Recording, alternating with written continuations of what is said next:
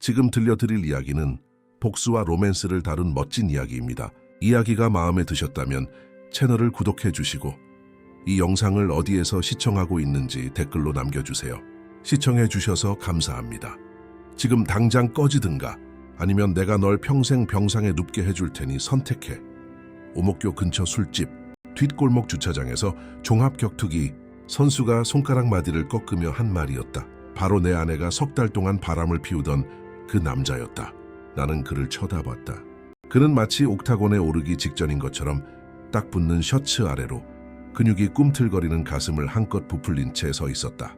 노란 가로등 불빛 아래 그의 이매는 땀이 번들거렸고 축축한 밤 공기에는 술과 테스토스테론 냄새가 뒤섞여 있었다. 그리고 나는 그의 옆에 팔짱을 낀 차에 서 있는 최수진을 보았다. 내가 웬만한 겁쟁이, 남편처럼 뒷걸음질 치기를 기다리는 얼굴이었다. 그녀는 모든 것이 무너지기 전 마지막 결혼 기념일에 내가 사줬던 바닐라 향수를 뿌리고 있었다. 내 이름은 강지훈, 38살이고 14년간 특수부대에서 복무하다 경기도 분당의 집으로 돌아왔다. 지금은 건설업에 종사하며 대부분의 사람들이 발음조차 하기 힘든 곳에서 위협을 제거하는 대신 집을 짓고 있다. 하지만 주변 상황을 읽고 상대가 허세일 뿐이라는 걸 간파하고 5초 안에 상대의 약점을 파악하는 것 같은 몇몇 습관은 절대 사라지지 않는다. 이제야 제대로 된 강한 남자를 만난 거지. 권혁이 다가오며 말을 이었다. 그의 입에서는 단백질 보충제와 값싼 맥주 냄새가 섞여났다. 당신을 제대로 지켜줄 수 있는 남자 말이야. 나는 그의 오른손이 아드레날린과 긴장감에 미세하게 떨리는 것을 포착했다. 팔뚝에는 고딕체로 투신 도우셴이라는 문신이 새겨져 있었다. 18살에 하고 30살에 후회할 법한 그런 문신이었다. 나는 그에게 옅은 미소를 지어 보였다. 케이지 안에서 싸우는 것과 현실은 다르다. 해외에서 14년간 위협을 제거하며 나는 땀 한 방울 흘리지 않고 싸움을 끝내는 53가지 방법을 터득했다. 그가 비웃었지만 나는 그의 눈동자가 흔들리는 것을 보았다. 동공이 확장되고 파충류의 뇌에서 원시적인 투쟁 도피 본능이 꿈틀대기 시작했다. 의심이 싹 트는 것이다. 군대에서 겪은 그깟 이야기로 내가 겁먹을 것 같아? 그가 말했지만 목소리에서 방금 전의 오만함이 살짝 가셔 있었다. 톤이 반쯤 올라가며 그의 불안감을 드러냈다. 나는 천천히 의도적으로 셔츠 소매를 풀기 시작했다. 마치 수천 번은 해본 일을 준비하는 것처럼. 그와 싸울 생각은 없었다. 다만 그가 내 흉터들을 보게 하고 싶었을 뿐이다. 칸다하르에서 급조 폭탄이 터져 관에 실려 돌아올 뻔했을 때 생긴 파편 자국, 소말리아에서 화학물질 화재로 날씨가 굳을 때마다 쑤시는 화상 자국, 시리아에서 칼에 베어 죽을 뻔했지만 내가 더 빠르고 더 영리하고 더 준비되어 있었기에 살아남은 자상. 내 몸의 모든 흉터는 죽음이 일상인 곳에서의 생존기였다. 권혁의 자세가 바뀌었다. 어깨가 아주 약간 내려갔다. 체중이 앞발에서 뒷발로 옮겨졌다. 몸이 무의식적으로 퇴각을 준비하고 있었다. 오빠 그만해. 수진의 목소리는 날카로웠지만 그 허세 아래 깔린 떨림을 나는 느낄 수 있었다. 지금 뭐 하는 거야? 창피하게. 그녀의 눈에는 다른 무언가가 있었다. 어쩌면 후회 혹은 내가 3주 전 그녀가 새벽 2시에 우리 아파트로 찾아와 울면서 실수했다고 말했던 것을 폭로할까 봐 두려워하는 것일지도. 나는 그녀를 바라봤다. 제대로 6년 전 분당 중앙교회에서 작은 결혼식을 올렸던 그 여자를, 손가락 끝으로 이 흉터들을 어루만지며 나라를 위해 희생한 내가 자랑스럽다고 말해주던 그 여자를, 내가 팔루자 악몽을 꾸며 소리 지를 때면 떨림이 멈출 때까지 나를 껴안아주던 그 여자를, 이제 그녀는 이두박근을 과시하는 게 자신을 위험하게 만든다고 착각하는 남자 옆에 서 있었다. 난 아무것도 안 해. 나는 낮고 절제된 목소리로 말했다. 교전 중에 명령을 내릴 때 쓰던 바로 그 목소리였다. 그냥 당신 남자친구에게 진짜 싸움이 뭔지 보여주는 것뿐이야. 권혁은 한 걸음, 그리고 또 한 걸음 뒤로 물러섰다. 그의 비싼 운동화 아래로 자갈이 긁히는 소리가 났다. 운동 능력을 향상시켜준다는 8만 원짜리 그런 모델이었다. 이걸로 끝난 거 아니야. 그는 마지막 남은 존엄이라도 지키려는 듯 말했다. 하지만 우리 모두는 알고 있었다. 모든 것은 끝났다는 것을. 그가 물러서는 순간, 약점을 보이는 순간, 그가 연기하던 우두머리 수컷의 모습은 그 희미한 주차장에서 죽어버렸다. 나는 내 픽업 트럭, 군에서 받은 보상금으로 산 2018년식 모하비로 걸어가 시동을 걸었다. 잠에서 깨어난 짐승처럼 엔진이 으르렁거렸다. 주차장을 빠져나가면서 나는 백미러로 권혁이 수진에게 몸을 기울여 무언가 속삭이는 것을 보았다. 수진은 고개를 끄덕이며 미소 지었다. 그 순간 나는 이것이 더 이상 아내의 문제가 아니라는 것을 깨달았다. 이건 퇴역 군인을 협박하고도 무사할 수 있다고 생각한 한 남자의 문제였다. 그는 자신이 무슨 일을 시작했는지 전혀 모르고 있었다. 내가 힘이 아닌 정보와 인내, 그리고 외과수술 같은 정밀함으로 상대를 파괴하는 법을 수년간 배워왔다는 사실을 그는 까맣게 몰랐다. 나는 텅 빈 분당의 거리를 달렸다. 도심의 유리 빌딩들이 깨진 거울 조각처럼 도시의 불빛을 반사하고 있었다. 라디오에서는 잃어버린 사랑에 대한 애절한 발라드가 흘러나왔고 나는 침묵을 택하며 라디오를 껐다. 내 머릿속은 이미 다음 수를 그리고 있었다. 상대는 한 수 앞도 못 보는데 나는 10수 앞을 내다보는 체스 게임처럼 수진과 나는 내가 아직 현역일 때 부대 근처 카페에서 만났다. 서현역 근처의 작은 카페라는 곳이었는데 그곳 커피 콩빵은 분당 최고였다. 그녀는 신촌 세브란스 병원에서 이중으로 근무하며 연세대학교 간호학과 학비를 벌고 있었다. 눈 밑에는 피로로 인한 다크서클이 있었지만 그녀는 모든 손님에게 하루 중 가장 기쁜 순간인 것처럼 미소 지었다. 나는 파병 중간에 휴가를 나와 있었다. 섭씨 45도를 넘나들고 길 모퉁이마다 죽음이 도사리는 아프가니스탄 사막으로 돌아가기 전 3주 동안 평범하게 사는 법을 배우려 애쓰던 중이었다. 그녀는 괴짜 환자들 이야기로 나를 웃게 했고 내가 봤던 것들, 조국의 이름으로 죽였던 남자들의 얼굴을 잊게 해주었다. 마침내 집으로 완전히 돌아오면 나도 좋은 무언가를 이룰 수 있다는 믿음을 주었다. 우리의 첫 번째, 진솔한 대화는 그녀가 내 군복에 커피를 쏟았을 때 시작됐다. 테이블 사이를 정신없이 오가며 컵 3개를 아슬아슬하게 들고 가다가 복도에 놓인 가방에 발이 걸려 넘어진 것이다. 뜨거운 커피가 내 위장복 위로 쏟아졌고 그녀의 얼굴은 당혹감으로 새빨개졌다. 죄송합니다. 그녀는 미친 듯이 냅킨을 뽑아들며 말했다. 세탁비는 꼭 물어드릴게요. 정말이에요. 나는 몇 달 만에 처음으로 웃음을 터뜨렸다. 이 군복에는 이것보다 더 끔찍한 것도 묻어봤어요. 적어도 커피는 냄새라도 좋잖아요. 그녀는 하던 행동을 멈추고 처음으로 내 눈을 똑바로 쳐다봤다. 그곳에는 우리 둘 다 예상치 못했던 어떤 즉각적인 연결고리가 있었다. 군인이세요? 그녀가 물었다. 특수부대요? 나는 보통 사람들이 보이는 감탄이나 두려움의 반응을 예상하며 대답했다. 하지만 그녀는 무언가 이해하려 애썼던 것이 설명된다는 듯 고개를 끄덕이기만 했다. 저희 아버지도 특전사 공수부대원이셨어요. 제가 12살 때 임무 중에 돌아가셨죠. 갑자기 쏟아진 커피는 더 이상 중요하지 않았다. 우리는 2년 후 9월의 맑은 토요일 오후에 결혼했다. 가족과 휴가를 겨우 낸 내 전후 몇 명만 참석한 작은 결혼식이었다. 바그다드에서 입은 부상으로 여전히 다리를 절던 박상사가 내 들러리를 서주었다. 수지는 할머니의 웨딩드레스를 입었다. 3대를 거친 소박한 레이스드레스였다. 앞으로 어떤 일이 닥치든 그녀를 사랑하겠다고 맹세했을 때 그녀는 울었다. 네, 나는 한 단어 진심을 담아 말했다.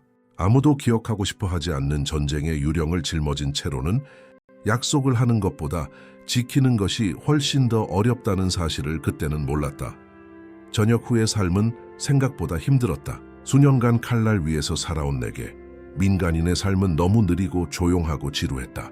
갑작스러운 소음에 깜짝 놀랐고 새해 맞이 불꽃놀이는 나를 본능적으로 엄폐물을 찾게 했으며 헬리콥터 소리는 나를 아프가니스탄의 위험한 착륙 지점으로 데려다 놓았다. 베개 밑에 권총 없이는 잠들기 어려웠다. 수지는 한밤중에 깨어나 내가 현관문 자물쇠를 5번이나 확인하고 창문이 안전한지 살피고 그럴 필요가 없는 교회의 주택에 방어 경계선을 치는 모습을 발견하곤 했다. 그녀는 한 번도 불평하지 않았다. 그저 긴장이 풀릴 때까지 나를 안아주며 괜찮아. 여긴 집이야. 전쟁은 끝났어. 라고 속삭여줄 뿐이었다.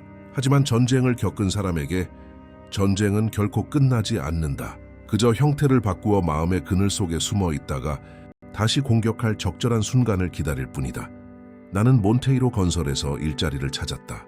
이진우 사장이 운영하는 곳이었는데 분당 남부 부촌에 영어 이름이 붙고 진짜 총은 본 적도 없는 경비원들이 지키는 그런 고급 단독주택을 짓는 회사였다. 이 사장은 해병대 출신으로 나 같은 사람들이 무엇을 필요로 하는지 이해했다. 체계, 목적, 그리고 우리가 겪은 일에 대한 존중.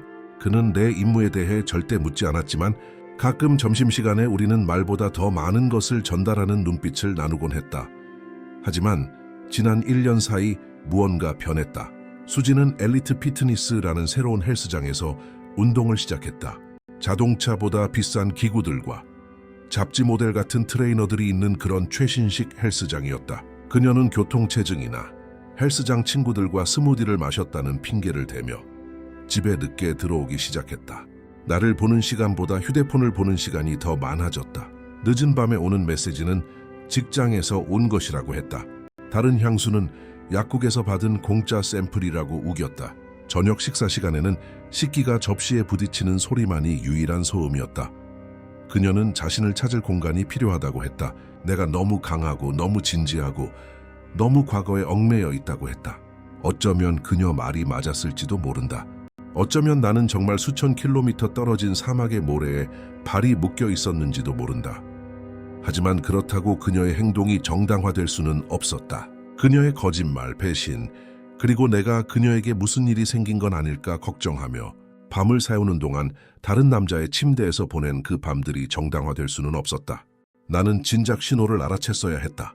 내가 만지면 마치 내 피부가 그녀를 태우기라도 하는 듯 움츠리던 그녀의 모습, 저녁 식사 때 쌀알 속에 세상 모든 문제의 해답이 숨겨져 있기라도 한 듯 접시에만 시선을 고정하며 눈을 피하던 그녀의 모습, 내가 식기세척기 정리를 잘못해서 칼끝을 위로 향하게 뒀다거나 일반 우유의 3배 가격인 무지방 저유당 우유를 사는 걸 잊었다는 등 사소한 일로 싸움을 걸기 시작하던 그녀의 모습. 석 달 전 6월에 비 오는 목요일에 그녀는 당분간 언니 집에서 지내겠다고 말했다. 생각할 시간, 정리할 시간, 인생에서 무엇을 원하는지 이해할 시간이 필요하다고 했다. 이미 꾸려진 여행 가방이 사형 선고처럼 문 앞에 놓여 있었다. 나는 싸우지도 애원하지도 않았다. 그저 그녀가 빛 속으로 사라지는 모습을 지켜볼 뿐이었다. 저물어가는 해의 마지막 순간처럼 그녀 차의 헤드라이트가 길 모퉁이에서 사라졌다. 권혁에 대해 알게 된 것은 2주 후였다. 이웃집 아들, 현실 세계보다 인스타그램에서 더 많은 시간을 보내는 17살 민준이가 SNS에 올린 사진 때문이었다. 수진과 한 근육질 남자가 청담동의 고급 레스토랑 라스칼라에서 손을 잡고 앉아 사랑에 빠진 10대처럼 서로를 바라보는 사진이었다. 캡션에는 특종, 우리 동네 미녀 간호사, 로드 FC 파이터와 열애라고 쓰여 있었다. 나중에 알아보니 그는 UFC 선수가 아니었지만 그 거짓말은 그의 목적에 부합했다. 나의 첫 반응은 분노가 아니었다. 고위험 임무에 투입되기 전과 같은 차갑고 계산된 평온함이었다. 세상이 더 선명해지고 색깔은 더 생생해지며 소리는 더 뚜렷해졌다. 나는 내 심장 박동 소리를 들을 수 있었다. 메트로놈처럼 일정하게 분당 60회, 그 이상도 이하도 아니었다. 나는 분별 있는 남자라면 누구나 할 법한 행동을 했다. 그가 훈련하는 엘리트 피트니스로 차를 몰고 가 눈에 띄지 않으면서도 입구를 선명하게 볼 수 있는 길 건너편에 주차했다. 유리창 너머로 그가 다른 선수들과 스파링하는 모습을 지켜봤다. 그의 움직임은 예측 가능했고 모든 동작이 뻔했다. 그는 오른손잡이를 선호했고 잽을 날린 후 가드를 내렸으며 전진할 때 턱을 내리는 나쁜 버릇이 있었다. 탈의실에서 자신의 전적을 자랑하는 목소리가 주차장까지 울려 퍼졌다. 이제 한 경기만 더 이기면 벨라토르와 계약할 거고 데이나 화이트가 인스타그램 DM에 답장했다는 등 격투기를 조금이라도 아는 사람이라면 누구나 알 수 있는 뻔한 거짓말들이었다. 나는 3일 동안 그의 패턴을 연구했다. 그는 아침 6시부터 8시까지 훈련하고 쇼핑몰에 있는 똑같은 스무디킹에서 똑같은 단백질 쉐이크를 마셨다. 점심은 같은 한식 뷔페에서 먹었는데 항상 닭가슴살과 고구마를 담았다. 근육이 인격이라고 생각하는 사람들의 전형적인 식단이었다. 오후 3시부터 5시까지 다시 훈련하러 돌아왔다. 금요일에는 친구들과 오목교 포체에 갔는데 맛도 모르면서 항상 똑같은 비싼 수제 맥주를 시켰다. 토요일에는 수진을 데리고 저녁을 먹으러 갔는데 항상 남들에게 잘 보일 수 있는 자신의 전리품을 과시할 수 있는 비싼 곳만 골랐다. 그는 시계처럼 예측 가능했고 예측 가능한 인간은 이미 패배한 인간이다. 단지 본인만 그 사실을 모를 뿐이다. 오목교 포차에서의 대치는 우연이 아니었다. 수진은 수요일 저녁 8시 정각에 만나자는 메시지를 보냈다. 이혼 서류, 재산 분할, 그리고 어떻게 문명인답게 앞으로 나아갈지에 대해 이야기하고 싶다고 했다. 하지만 내가 늘 그렇듯 15분 일찍 도착해 지형 정찰을 했을 때 권혁은 이미 그곳에 와서 기다리고 있었다. 그는 마치 유튜브에서 군사 교본이라도 공부한 것처럼 나의 가장 확실한 탈출로인 뒷문을 전략적으로 막고 서 있었다. 그들은 이 상황을 미리 연습했다. 나는 사소한 디테일에서 그것을 알 수 있었다. 내가 들어섰을 때 수진이 시계를 확인하며 내가 제 시간에 왔음을 확인하는 모습. 처음 보는 바텐더가 이미 녹화 준비를 마친 채 휴대폰을 카운터에 올려둔 모습. 권혁의 친구 2명이 근처 테이블에서 당구를 치는 척하면서 내 모든 움직임을 주시하는 모습. 그것은 아마추어적인 매복이었다. 평범한 민간인에게는 통했을 법한, 하지만 나는 평범한 민간인이 아니었다. 나는 실수를 하면 굴욕이 아니라 죽음으로 대가를 치러야 하는 진짜 매복에서 살아남은 사람이었다. 나는 망설임 없이, 놀란 기색 없이 그들을 향해 똑바로 걸어갔다. 손은 보이지만 편안하게, 몸짓은 개방적이지만 준비된 상태를 유지했다. 내가 다가가자 권혁은 공작새처럼 가슴을 부풀리며 몸을 고추 세웠다. 목 근육이 터지기 직전에 기타 줄처럼 팽팽했다. 안녕 수진. 나는 그를 완전히 무시하며 말했다. 서류 얘기하고 싶다고? 그녀는 당황한 듯 보였다. 시나리오는 이게 아니었다. 나는 권혁에게 반응했어야 했다. 분노, 질투, 절망을 보였어야 했다. 대신 나는 바람 한 점 없는 아침의 호수처럼 고요했다. 지훈 씨. 그녀가 입을 열었지만 권혁이 앞으로 나서며 내 개인 공간을 침범하며 말을 끊었다. 그의 헤어젤 냄새는 역겨웠다. 극한의 고정력을 약속하는 영어 이름이 붙은 제품일 것이다. 그냥 꺼져주는 게 좋을 것 같은데. 그는 거울 앞에서 연습이라도 한 듯 낮고 위협적인 목소리로 말했다. 나는 마침내 그를 쳐다봤다. 저격수가 목표물을 평가하듯 거리, 바람, 장애물을 계산하며 제대로 쳐다봤다. 왜? 여긴 공공장소인데.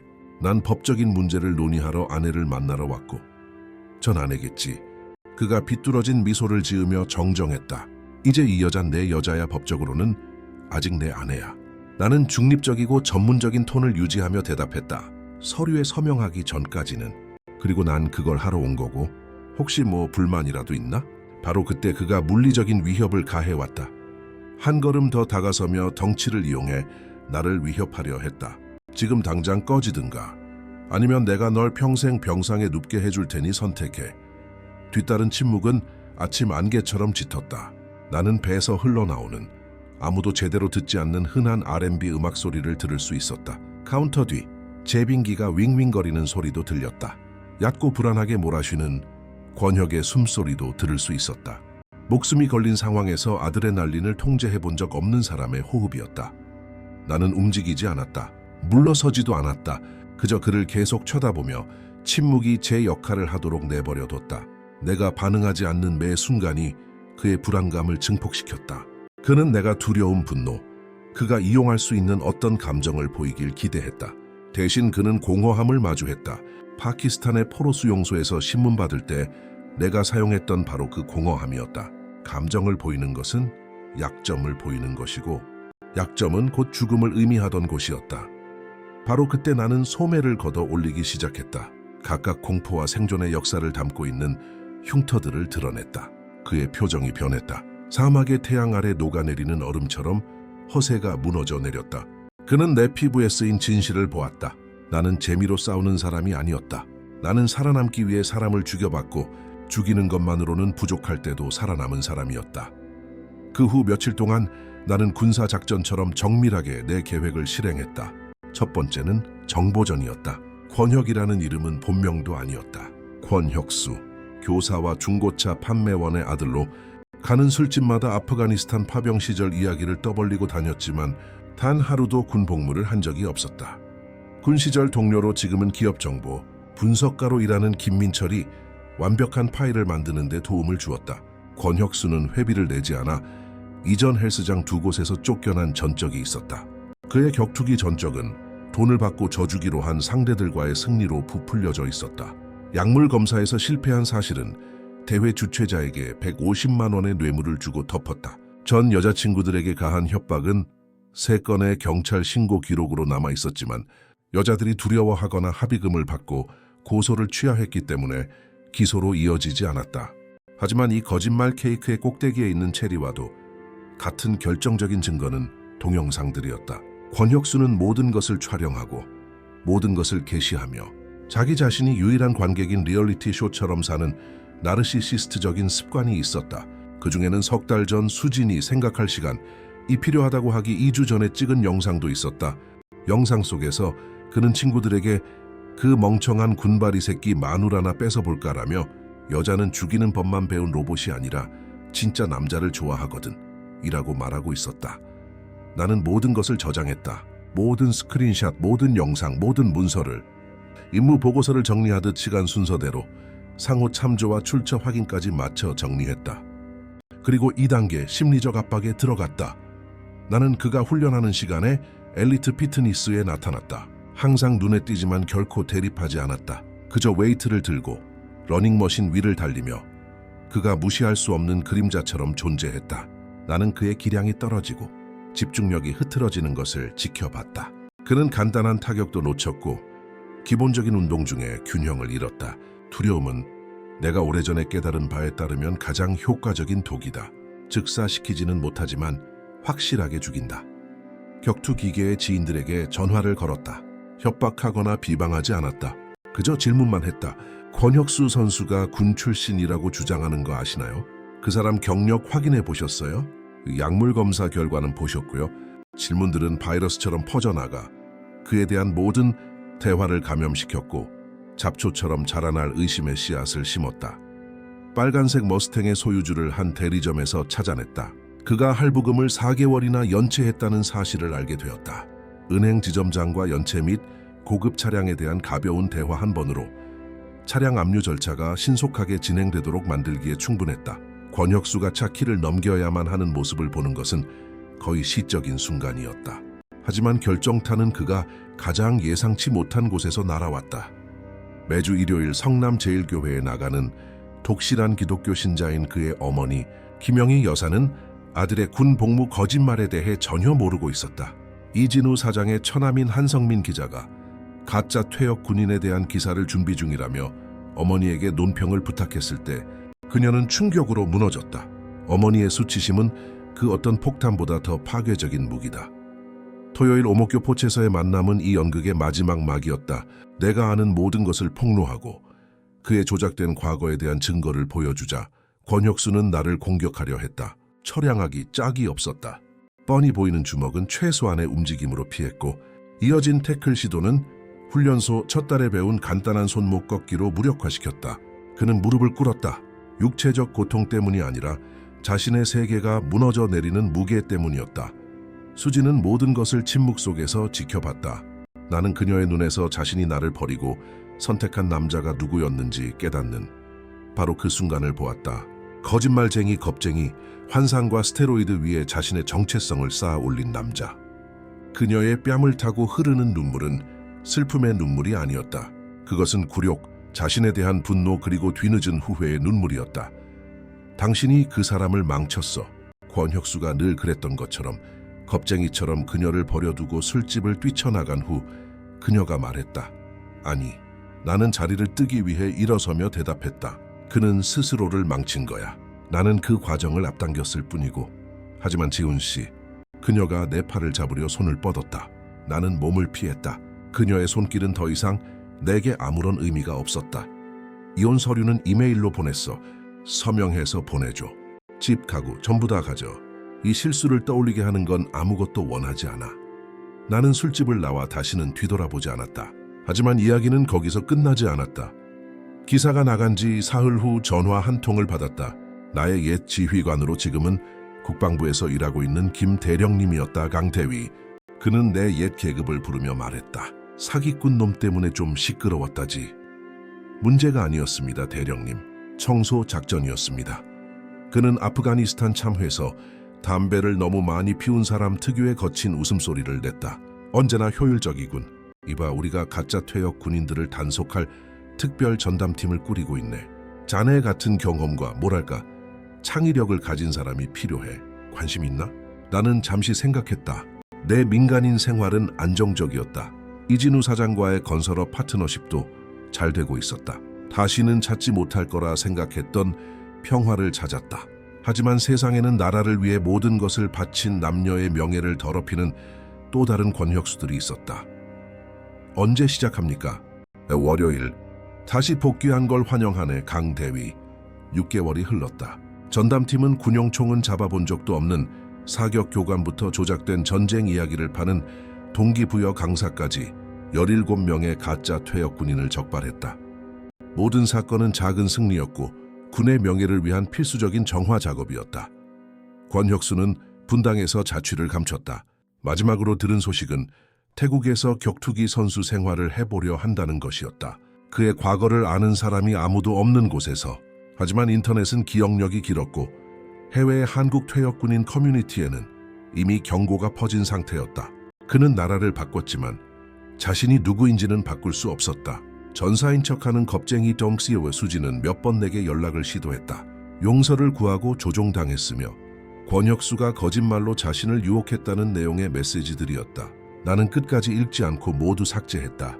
용서가 배신을 지우지 못하고 화해가 의도적으로 만들어진 상처를 치유하지는 못한다. 그녀는 그날 밤 주차장에서 내가 굴욕당하는 모습을 보기 위해 그의 편에 섰을 때 이미 선택을 내렸다. 이제는 그 결과와 함께 살아가야 했다. 나는 예상치 못한 곳에서 평화를 찾았다. 일요일 아침 남한강에서 낚시를 할 때 흐르는 물소리와 새소리만이 들리는 그곳에서 오후에는 주민센터에서 여성들에게 호신술을 가르치며 생명을 구할 수 있는 기술을 전수하며 밤에는 이진우 사장과 바둑을 두며 두 전략가의 두뇌가 아무도 죽지 않는 조용한 전투를 벌이며 내 손으로 직접 지은 분당 외곽의 작은 전원주택은 나의 안식처가 되었다. 못 하나 받고 기와 한 장 얹고 벽 하나 세우는 모든 행위는 수년간의 파괴를 상쇄하는 창조 행위였다. 토마토, 쌍추, 허브를 심은 텃밭은 사막이 결코 허락하지 않았던 방식으로 나를 땅과 연결해 주었다. 호신술 강좌에서 윤서아를 만났다. 역사 교사였고 이혼했으며 10살 배기 아들 하준이가 있었다. 그녀는 내 흉터나 전쟁 이야기에 감명받지 않았다. 내가 과거에 어떤 사람이었는지가 아니라 지금 어떤 사람인지에 더 관심이 있었다. 우리의 첫 데이트는 서점이었는데 먼지 쌓인 책장들 사이에서 명량해전에 대해 토론했다. 그녀가 이순신 장군의 전술 분석이 낭만적인 괴짜 같다고 말했을 때 나는 몇 년 만에 처음으로 진심으로 웃었다. 하준이는 천천히 나를 받아들였다. 새로운 어른을 만난 아이들이 을에 그렇듯 경계를 시험했다. 하지만 내가 텐트 치는 법, 성냥 없이 불 피우는 법, 별을 보고 길 찾는 법을 안다는 것을 알게 된 후 나를 멘토로 삼았다. 주말은 캠핑 모험으로 채워졌다. 내가 기초 생존 기술을 가르치는 동안 서하는 별자리의 이름과 그에 얽힌 신화를 가르쳐 주었다. 오목교 포체서의 대치 1년 후 편지 한 통을 받았다. 발신이 넘는 갈색 봉투가 건설 사무소로 직접 배달되었다. 안에는 서툰 남성의 글씨체로 쓰인 종이 한 장이 들어있었다. 강지훈 씨, 당신이 옳았습니다.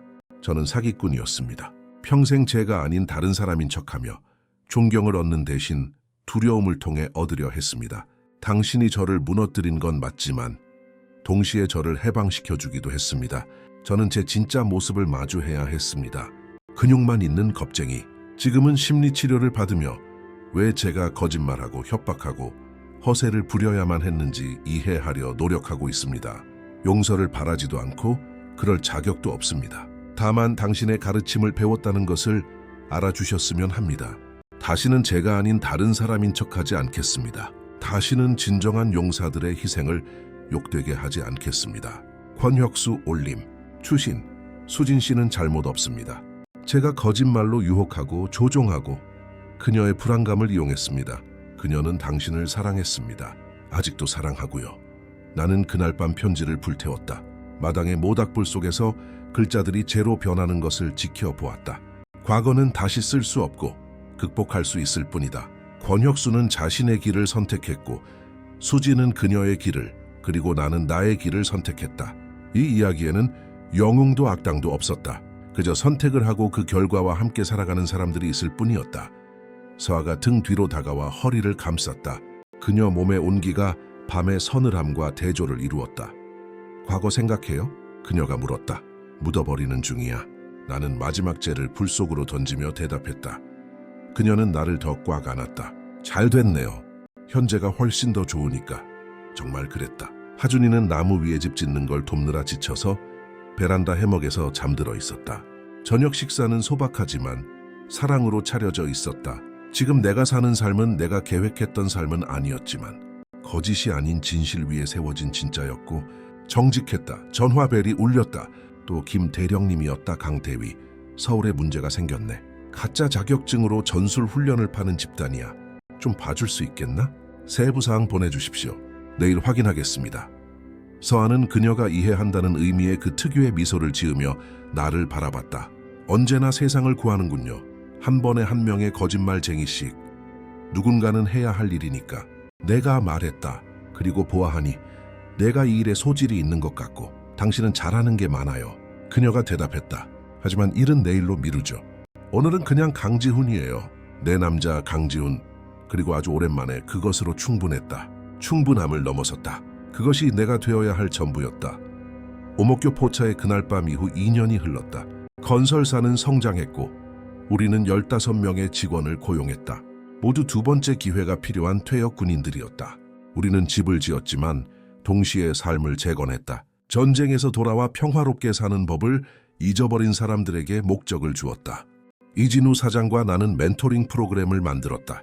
건설 기술을 가르치면서 심리적 지원을 제공했다. 우리는 재건 프로젝트라고 불렀고 이미 43명의 퇴역 군인들이 제 길을 찾는 데 도움을 주었다. 가짜 퇴역 군인 전담팀은 전국적인 작전으로 확대되었다. 우리는 데이터베이스를 구축하고 검증 시스템을 만들었으며 학교에서 진정한 군 복무의 의미에 대해 강연했다. 그것은 영광이나 폭력에 관한 것이 아니었다. 희생, 규율, 명예에 관한 것이었다. 근육과 문신으로는 흉내낼 수 없는 가치들이었다. 서아와 나는 전원주택에서 소박한 결혼식을 올렸다. 하준이는 난생 처음 입어보는 정장을 자랑스러워하며 결혼 반지를 들었다. 내 옛 전우들이 찾아왔다. 우리가 짊어진 것의 무게를 이해하는 남녀들이었다. 이진우 사장이 내 들러리를 서며 우리를 웃고 울게 만드는 연설을 했다. 그는 두 번째 기회에 대해 때로는 더 강하게 재건되기 위해 먼저 파괴되어야 할 필요가 있다는 것에 대해 이야기했다. 모든 일이 있은 지 3년 후 어느 날 수진이 내 사무실로 찾아왔다. 그녀는 달라져 있었다. 더 말랐고 눈은 피곤해 보였지만 그 안에 새로운 힘이 깃들어 있었다. 용서받으러 온 거 아니에요. 그녀가 말했다. 고맙다는 말하러 왔어요. 나는 아무 말 없이 기다렸다. 당신은 내가 진짜 어떤 사람이었는지 보여줬어요. 인격보다 근육을, 진실보다 거짓을 선택한 피상적인 사람. 아팠어요, 지훈 씨. 정말 많이 아팠어요. 하지만 변하기 위해서는 그 아픔이 필요했어요. 그래서 변했어요? 그녀는 슬프지만 진실된 미소를 지었다. 노력하고 있어요. 일주일에 2번씩 심리 상담 받고 병원에서 자원봉사도 하고요. 가치 있어 보이는 사람이 아니라 정말로 가치 있는 사람이 되려고 노력 중이에요. 나는 고개를 끄덕였다. 잘 됐네요, 수진 씨. 진심으로 그녀는 떠나기 위해 일어섰다가 문 앞에서 멈췄다. 당신은 행복해요? 나는 책상 위 사진을 보았다. 우리가 함께 등반했던 산 정상에서 찍은 서아와 하준이, 그리고 나의 모습. 땀에 젖었지만 승리에 찬 진심 어린 미소가 담겨 있었다. 나는 평화로워요. 그리고 그건 행복보다 더 좋은 거예요. 그녀는 고개를 끄덕이고 떠났다. 우리는 다시는 이야기하지 않았지만 지인들을 통해 그녀가 자신의 삶을 재건했다는 소식을 들었다. 병원에 친절하고 진실된 의사와 결혼했다. 아이도 2 낳았다. 그녀만의 평화를 찾은 것이다.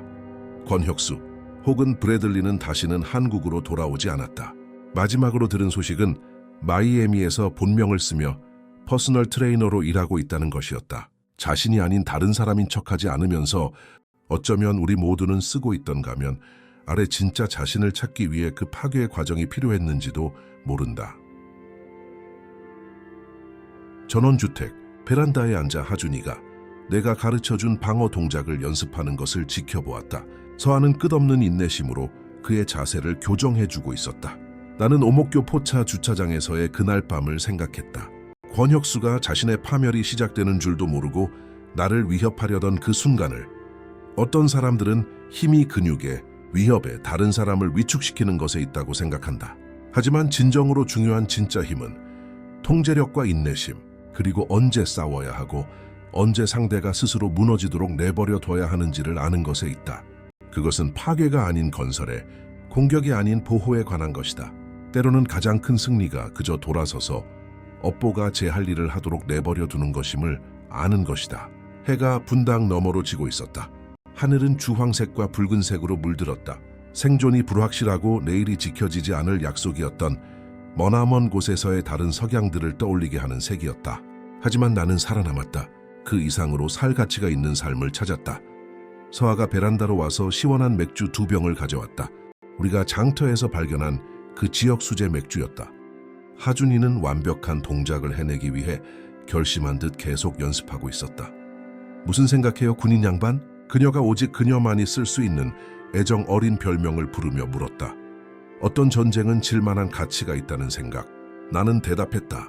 패배가 때로는 진정한 승리로 가는 길이 되기도 하니까. 그녀가 자신의 병을 내 병에 부딪혔다. 그럼 미래를 위하여, 과거보다 더 평화롭기를, 미래를 위하여 나도 동의했다. 그리고 과거의 유령들이 마침내 평화롭게 잠들기를. 해가 지평선 너머로 사라지며 또 하루를 데려가는 동안 나는 수년간 느끼지 못했던 감정을 느꼈다. 정확히 행복은 아니었고 완전히 평화로운 것도 아니었다. 그것은 더 깊고 더 진실된 무언가였다. 내가 있어야 할 바로 그곳에서 해야 할 바로 그 일을 올바른 사람들과 함께하고 있다는 느낌이었다. 그것은 마침내 집으로 돌아왔다는 느낌이었다.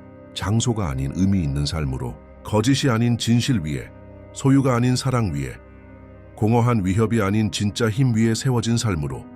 그리고 나는 깨달았다. 그것이 세상의 모든 전쟁터에서 거둔 모든 승리보다 더 가치 있다는 것을.